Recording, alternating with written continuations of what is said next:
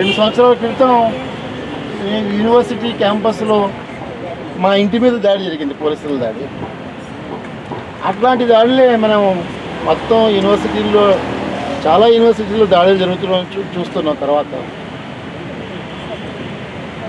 అయితే నేను జైల్లో ఉన్నప్పుడు వచ్చిన వార్తల్లో రోహిత్కి సంబంధించిన వార్తలు చూసి నేను బాగా చెల్లించిపోయాను. కానీ అదే రోజున నాకు అర్థమైంది ఇది ఆత్మహత్య కాదు, ఇది హత్య అనేది. అట్లానే ఇది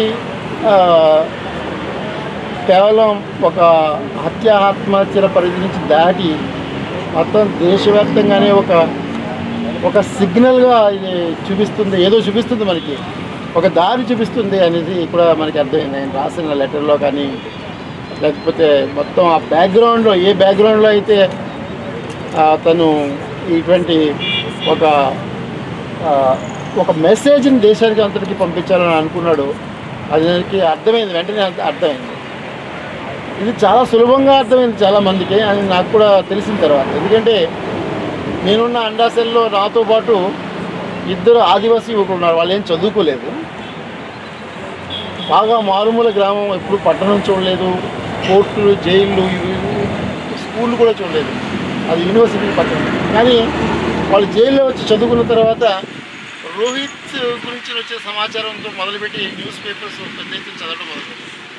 అది చదువుతూ వాళ్ళు మొదట్లోనే అన్నారు, అది ఆత్మహత్య కాదు, ఇది హత్యగా కంటే పరిధి దాటింది, ఇది మాకు అర్థమైందని వాళ్ళే అర్థం చేసుకున్నారు. అది ఎట్లా ఒక మెసేజ్ అంత స్పష్టంగా కన్వే అవ్వడం అనేది ఎట్లా సాధ్యం? దేశవ్యాప్తంగా ఇది అందరూ ప్రజల్లోకి వెళ్ళడము, అది ఒక స్ఫూర్తిగా తీసుకుని పోరాటానికి ముందుకు రావడం అనేది జరగడం, ఒక యూనివర్సిటీకి పరిమితం కాకపోవడం, దేశంలో అన్ని యూనివర్సిటీకి వెళ్ళడం అనేది జరిగింది. అప్పటి నుంచి కూడా నేను ఇక్కడికి రావాలని అనుకున్నాను, కానీ జైల్లో ఉండడం, తర్వాత హాస్పిటల్లో ఉండడం వల్ల రాలేకపోయాను. ఈ రోజున రాగలిగాను. నాకు చాలా ఆనందంగా ఉంది మీ అందరితో కలిసి ఉండడం. ఇది ఒక చాలా లాంగ్ పోరాటం. ఇది రోహిత్ మీద జరిగిన దాడి, హత్య ఒక సింబల్గా నేను చూస్తున్నాను. ఈ రోజున యూనివర్సిటీస్లోకి వచ్చిన దళిత బహుజనుల మీద జరుగుతున్న దాడిగా తీసుకుంటున్నాను. ఆ దాడిలో కంటిన్యూటీలోనే ఈ రోజున ఇక్కడ సస్పెన్షన్ అనేది టీచర్స్ మీద జరిగింది. అది మనం అందరం కలిసి పోరాడాల్సింది. ఈ అకాడమిక్ ఇయర్ ఉన్న మొత్తం ఎజెండా, దేశవ్యాప్తంగా ఉన్న అన్ని యూనివర్సిటీస్కి ఇది ఒక ఎజెండాగా మార్చాలి. ఈ సస్పెన్షన్ అనేది నిలబడేది కాదు, అందరికీ తెలిసింది. ఇది కొద్ది రోజులు మాత్రమే జరిగే సస్పెన్షన్. అది యూనివర్సిటీ అధికారులు అది ఎత్తివేయాలి, ఎత్తకపోతే కోర్టులు ఎత్తేస్తాయి. అది అందరికీ మనకు తెలిసిన విషయం. కానీ మనం అర్థం చేసుకోవాల్సిన విషయం మీ అందరికీ తెలిసింది కూడా, ఇది సస్పెన్షన్ అనేది టెక్నికల్ సస్పెన్షన్ కాదు, ఇది దాడి. ఈ దాడి చేసి దేశంలో ఉన్న టీచర్స్ అందరికీ ఒక మెసేజ్ పంపాలనేది ఒకటి కనిపిస్తున్నది. మీరు స్టూడెంట్ చేస్తున్న ఉద్యమానికి సపోర్ట్ ఇస్తే, స్టూడెంట్స్తో పాటు టీచర్స్ కలిసి ఉద్యమంలో పాల్గొని ముందుకు తీసుకెళ్తే, జేఎన్యూ ఉదాహరణ ఉంది మనకి. జేఎన్యూ మీద జరిగిన దాడికి వ్యతిరేకంగా అంతకుముందు ఎప్పుడు చరిత్రలో లేనంత దగ్గరికి వచ్చారు స్టూడెంట్స్, టీచర్స్. ఇక్కడ కూడా అదే జరుగుతున్నది. అది ఢిల్లీ యూనివర్సిటీలో కూడా అదే జరుగుతుంది. ఇక ఈ స్టూడెంట్స్, టీచర్స్ కలిసి ఉద్యమాన్ని నిర్వహిస్తే ఎట్లా ఉంటుంది అనేది స్పష్టంగా జేఎన్యూ దగ్గర నుంచి మనకి ఇక్కడి వరకు కనబడింది. దీన్ని ఆపడానికే ఈ సస్పెన్షన్ చేశారు. లేకపోతే 3 నెలలు ఆగిన తర్వాత ఈ సస్పెన్షన్ చేయవలసిన అవసరం లేదు. అరెస్ట్ చేసి అరెస్ట్ చేయించిన వాళ్ళు వాళ్ళే, కస్టడీలో పెట్టించింది వాళ్ళే, 8 రోజులు ఉండేటట్టు చేసింది వాళ్ళే. అంతా చేయగలిగిన వాళ్ళు ఆ కాలంలోనే సస్పెన్షన్ ఎందుకు చేయలేకపోయారు? వాళ్ళు లేచి చూశారు, ఏం జరుగుతుందో చూడాలి. యూనివర్సిటీకి సెలవులు రావాలి, ఎగ్జామ్స్ అయిపోవాలి, ఎవాల్యుయేషన్ అయిపోవాలి, అప్పుడు సస్పెన్షన్ జరగాలి. అప్పుడు సస్పెన్షన్ జరిగితే ఎవరు మాట్లాడడానికి క్యాంపస్లో ఎవరు ఉండరు. ఆ సస్పెన్షన్ ఒక మెసేజ్గా దేశవ్యాప్తంగా వెళ్ళాలి. టీచర్స్ వచ్చి స్టూడెంట్స్ ఉద్యమాన్ని ముందుకు తీసుకెళ్ళడానికి, టీచర్స్ ఉద్యమాన్ని ముందుకు తీసుకెళ్ళడానికి చేయడానికి ఎవరు ముందుకు రాకూడదు.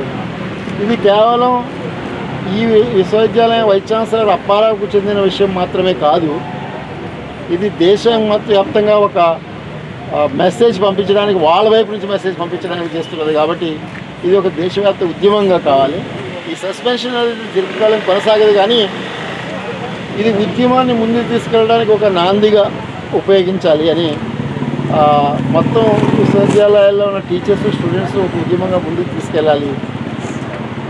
ఏ ఇష్యూస్ అయితే రోహిత్ లేవనెత్తడం వలన అతను హత్య జరిగిందో ఆ బేసిక్ ఇష్యూస్ మీద మనం వెళ్ళాలి. నేను అనుకోవడం, సమాజం గురించి అర్థం చేసుకుంటున్న ఈ తరం విద్యార్థులు ముఖ్యమైన ప్రశ్నలు లేవనెత్తుతున్నారు.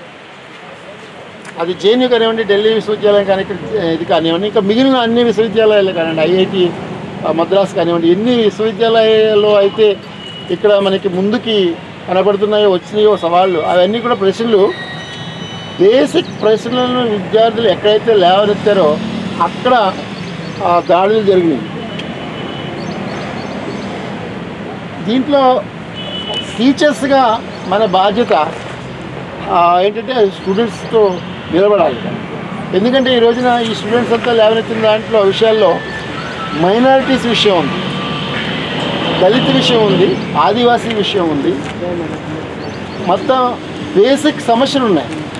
అవి ఎన్ని విశ్వవిద్యాలయాల్లో ఎన్ని సమస్యలు లేవనెత్తారో గత 2 సంవత్సరాల కాలంలో, అవన్నీ కూడా చాలా మౌలికమైన బేసిక్ ఇష్యూస్ అవి. అలాంటి ఇష్యూస్ని లేవనెత్తడంలో వాళ్ళకి ఎంత చైతన్యం వచ్చింది ఈ స్టూడెంట్స్కి. ఆ చైతన్యం ఏ చైతన్యం నుంచి అయితే ముఖ్యమైన ఇష్యూస్ లేవనెత్తారో అక్కడ వాళ్ళ గొంతులు నొక్కాలని చూడడం కోసమే మొత్తం అగ్రకుల దురహంకారమైన హిందుత్వ ఫోర్సెస్ రోహిత్ మీద దాడి చేసి హత్య చేశారు. మిగిలిన యూనివర్సిటీస్ మీద, సంస్థల మీద, విద్యా సంస్థల మీద దాడులు జరుగుతున్నాయి. అది ఎవరో కాదు, ప్రభుత్వమే జరిపిస్తున్నది. ఎందుకంటే ఈ రోజున అగ్రకుల దురహంకారంతో కులము, హిందుత్వము అనేది 2 విడివిడిగా లేవు, అవి ఒకటే. ఆ దాడులు వాళ్ళు నిర్వహిస్తున్నారు. నేను అర్థం చేసుకున్నది, జైల్లో ఉన్నప్పుడు నేను రోహిత్ హత్య జరిగిన వెంటనే నేను అర్థం చేసుకున్నది ఏంటంటే, నా చిన్నతనంలో అవి కారంచేడు, చిండూరులో జరిగిన దాడులు ఈ రోజున విశ్వవిద్యాలయాల మీద జరుగుతున్నాయి అని నేను అర్థం చేసుకున్నాను. ఎందుకనంటే ఈ రోజున దళితులు గ్రామాల నుంచి విశ్వవిద్యాలయాల వరకు రాగలిగారు, ఇక్కడ అధ్యాపకులు అవుతున్నారు, ఇక్కడ రీసెర్చ్ స్కాలర్స్ అవుతున్నారు. ఇంతకుముందు అవకాశాలు ఉండేవి కాదు. అంతేకాకుండా 50% దళిత బహుజనులు, మైనారిటీలు విశ్వవిద్యాలయాల క్యాంపస్లోకి వచ్చే పరిస్థితి ఎప్పుడైతే వచ్చిందో అప్పుడే దాడులు ప్రారంభమయ్యాయి. 50% ఎప్పుడైతే వచ్చారో అప్పుడు ఆత్మవిశ్వాసం పెరిగింది విద్యార్థులకి. సంఖ్య పెరగడంతో ఆత్మవిశ్వాసం పెరిగింది. వాళ్ళు ఎటువంటి ప్రశ్నలు లేవనెత్తాలనుకుంటున్నారో అటువంటి ప్రశ్నలు లేవనెత్తడానికి వాళ్ళకి ధైర్యం వచ్చింది. ఇంతకుముందు మేము లేవనెత్తలేకపోయేవాళ్ళం. 25 సంవత్సరాల క్రితం నేను ఇక్కడ ఎంఏ చేస్తున్నప్పుడు ఇటువంటి ప్రశ్నలు లేవనెత్తడానికి భయపడేవాడిని. అయినప్పటికీ మండల కమిషన్ రావడం వల్ల నేను లేవనెత్తగలిగాము, అందులో భాగమయ్యాం. కానీ లేకపోతే ఇక్కడ ఈ యూనివర్సిటీ చాలా అగ్రకుల దురహంకారానికి, హిందూ మతతత్వానికి ఇది ఒక కంచు కోట లాంటిది. ఈ విశ్వవిద్యాలయం నేను 2 సంవత్సరాలు చూశాను. 3వ సంవత్సరం ఎంఫిల్లోకి వచ్చి ఉండలేక వదిలిపెట్టి వెళ్ళిపోయాను. ఎంఫిల్ అడ్మిషన్ వచ్చి నాకు ఫస్ట్ ర్యాంక్ వచ్చింది ఎంఫిల్ దాంట్లో. అయినప్పటికీ వదిలిపెట్టి వెళ్ళిపోయాను ఇక్కడి నుంచి ఉండలేక. అలాంటి పరిస్థితి. మాకంటే ముందు బ్యాచ్ల్లో ఎవరికి గ్రామాల నుంచి వచ్చిన వాళ్ళకి కానీ, దళితులకు కానీ డిగ్రీ ఇచ్చేవాళ్ళు కాదు. ఇవ్వకుండా ఉండడం కోసం మీ అందరికీ తెలుసు, మీరున్నారు ఇప్పుడు అప్పుడు ఆ కాలంలో.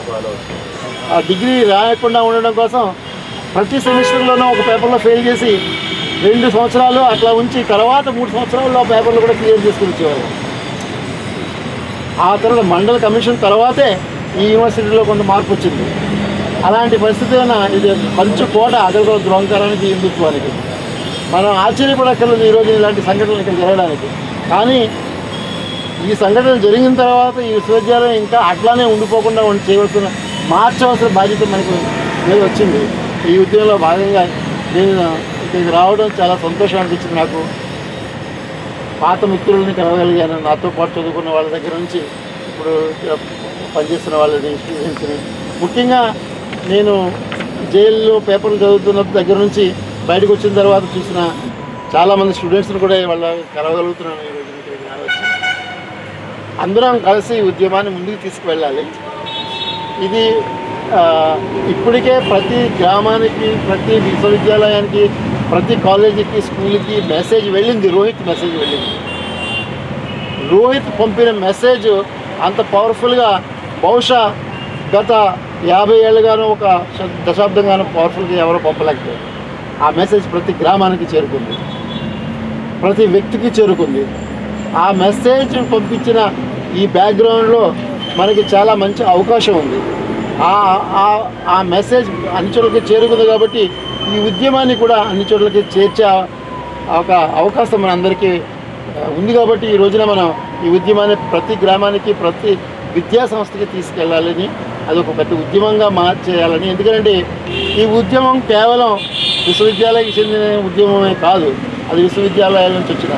ఎందుకంటే ఇక్కడ విద్యార్థులు ఎటువంటి మౌలికమైన సమస్యలని మీద చర్చకి వాళ్ళు పిలుపునిచ్చారో ఆ మౌలిక సమస్యలను తీసుకుని కూడా విశ్వవిద్యాలయాలతో కలిపి ఈ ఉద్యమాన్ని ముందుకు తీసుకెళ్లాలని నేను అనుకుంటున్నాను. నాకు ఇక్కడికి వచ్చినందుకు చాలా సంతోషంగా ఉంది, మిమ్మల్ని అందరూ కలిసినందుకు. ముఖ్యంగా నేను దీన్ని కూడా ఒక సస్పెండెడ్ ఎంప్లాయీగా కొనసాగుతున్నాను. హిందుత్వ ఫోర్సెస్ నా సస్పెన్షన్ ఇంకా పట్టి ఆపాలని చూస్తున్నాయి. అయితే నేను 2 సంవత్సరాలుగా క్లాస్కి వెళ్ళకపోవడం వల్ల నా ఆరోగ్యం చాలా పాడైంది. నేను త్వరగా కాలేజీకి వెళ్ళాలని, త్వరగా విద్యార్థులకు పాఠాలు చెప్పాలని ఉంది నాకు. కానీ ఇదే హిందుత్వ ఫోర్సెస్, ఇదే అగ్రకుల దురహంకారమైన ఫోర్సెస్ నన్ను క్లాస్కి వెళ్ళకుండా చేయాలని చూస్తున్నాయి. అయితే ఉద్యమాల్లోనే కూడా ముందుకు మీతో కలిసి వెళ్ళడానికి నాకు చాలా ముందుకు రావాలని ఉంది. మళ్ళీ 2 సంవత్సరాల తర్వాత ఈ అవకాశం దొరికింది. ఫస్ట్ మీ దగ్గరికి వచ్చి ఇలా మాట్లాడడానికి మీ అందరికీ నా కృతజ్ఞతలు. నా రిలీజ్ కోసం కూడా మీరు అందరూ పోరాడారు, రోహిత్ కూడా పోరాడాడు. ఆ కారణంగానే నేను ఈ రోజున మళ్ళీ తిరిగి మీ అందరి మధ్యలో బయటికి రాగలిగాను. థ్యాంక్స్.